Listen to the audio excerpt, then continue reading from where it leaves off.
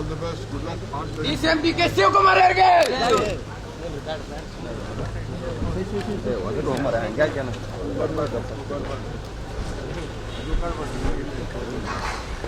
ಮುಂದಿನ ಮುಖ್ಯಮಂತ್ರಿ ಡಿಕೆ ಶಿವಕುಮಾರ್ ಅವರಿಗೆ DK DK DK DK DK DK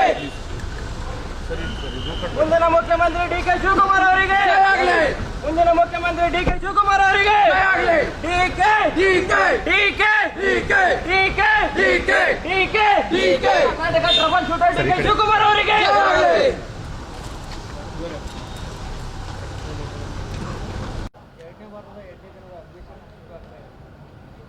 ನಾನು ಅಸೆಂಬ್ಲಿಗೆ ಬರೋಕ್ಕಾಗಲಿಲ್ಲ. ನೇರವಾಗಿ ನಾನು ನಮ್ಮ ಕಾಂಗ್ರೆಸ್ ಅಧ್ಯಕ್ಷರು ನೇರವಾಗಿ ದಾವಣಗೆರೆಗೆ ಹೋಗಬೇಕಾಯ್ತು. ಅಸೆಂಬ್ಲಿಯಲ್ಲಿ ಅವರ ಸಾನು ಶಿವಶಂಕರಪ್ಪ ಒಬ್ಬ ಹಿರಿಯ ರಾಜಕಾರಣಿ, 95 ವರ್ಷ ತುಂಬ ಜೀವನವನ್ನು ನಡೆಸಿ 3 ತಿಂಗಳವರೆಗೂ ಕೂಡ ನಮ್ಮ ಜೊತೆ ಭಾಳ ಲವಲವಿಕೆಯಿಂದ ಅನೇಕ ಮಾರ್ಗದರ್ಶನವನ್ನು ಕೊಟ್ಕೊಂಡು ಬರ್ತಾಯಿದ್ರು. ಅಜಾತಶತ್ರು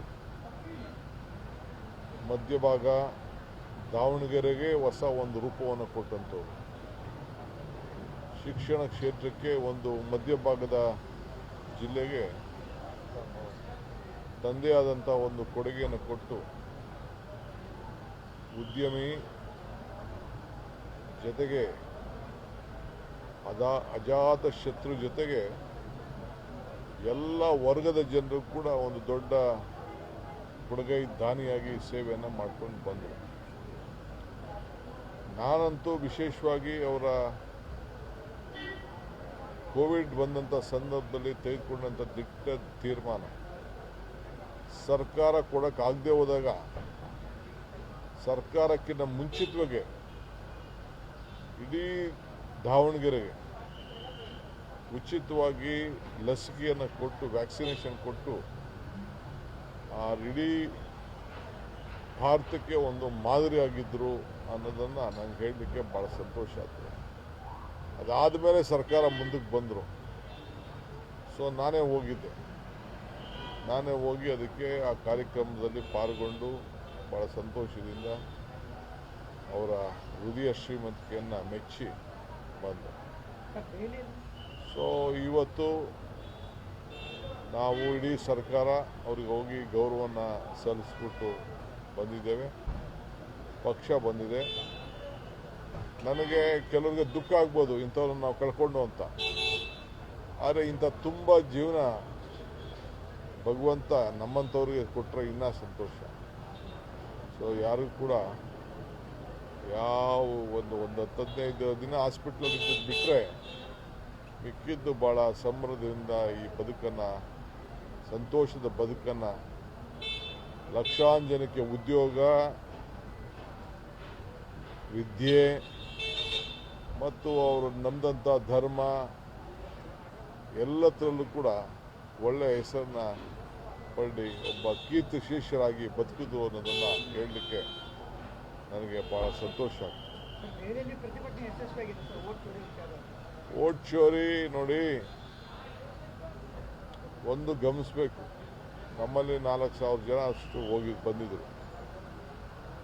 ಎಲ್ಲ ಒಬ್ಬರು ಬರಬೇಕಾದ್ರೆ 4 ಟ್ರೈನಲ್ಲಿ ಇರೋರು ಒಂದು 10-15 ಸಾವಿರ ಖರ್ಚು ಮಾಡ್ಬೋದು, 20 ಸಾವಿರ ಮಾಡಿರ್ಬೋದು. ಫ್ಲೈಟಲ್ಲೇ 1,000 ಜನ ಬಂದಿದ್ದರು. ಒಬ್ಬೊಬ್ಬರು 55 ಸಾವಿರ ಖರ್ಚು ಮಾಡ್ಕೊಂಡು ಬಂದಿದ್ದರು. ಪಾಪ ಅವ್ರು ಯಾರಿಗೂ ಅಧಿಕಾರನೇ ಕೊಟ್ಟಿಲ್ಲ ನಾವು. ಆದರೂ ಈ ದೇಶದ ಪ್ರಜಾಪ್ರಭುತ್ವ ಉಳಿಸ್ಬೇಕು, ಆಗ್ತಾರ ಅನ್ಯಾಯ ತಡಿಬೇಕು ಅಂತೇಳಿ ಭಾಳ ಆಸಕ್ತಿಯಿಂದ ಬಂದು ಆ ಕೂಗನ್ನು ವ್ಯಕ್ತಪಡಿಸಿ ರಾಹುಲ್ ಗಾಂಧಿಯವರ ಮುಖಂಡತ್ವ, ಖರ್ಗೆ ಸಾಹೇಬರ ನಾಯಕತ್ವಕ್ಕೆ ಬೆಂಬಲವನ್ನು ಕೊಟ್ಟಿದ್ದು ಬಹುಶಃ ಇಡೀ ದೇಶಕ್ಕೆ ಒಂದು ಸಂದೇಶವನ್ನು ಕೊಟ್ಟಿದೆ.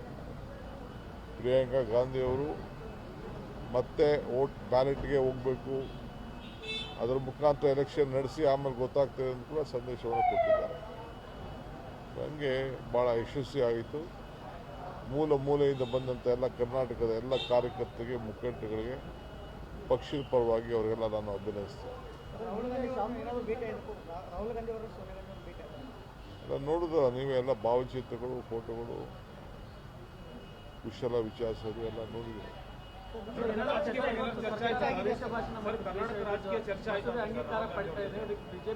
ಅವೆಲ್ಲ ಕರ್ನಾಟಕದ ಬಗ್ಗೆ ಏನು ಚರ್ಚೆ ಆಯಿತು ಅಂತ ಯಾರು ಮಾಧ್ಯಮದಲ್ಲಿ ಹೇಳ್ತಾರ?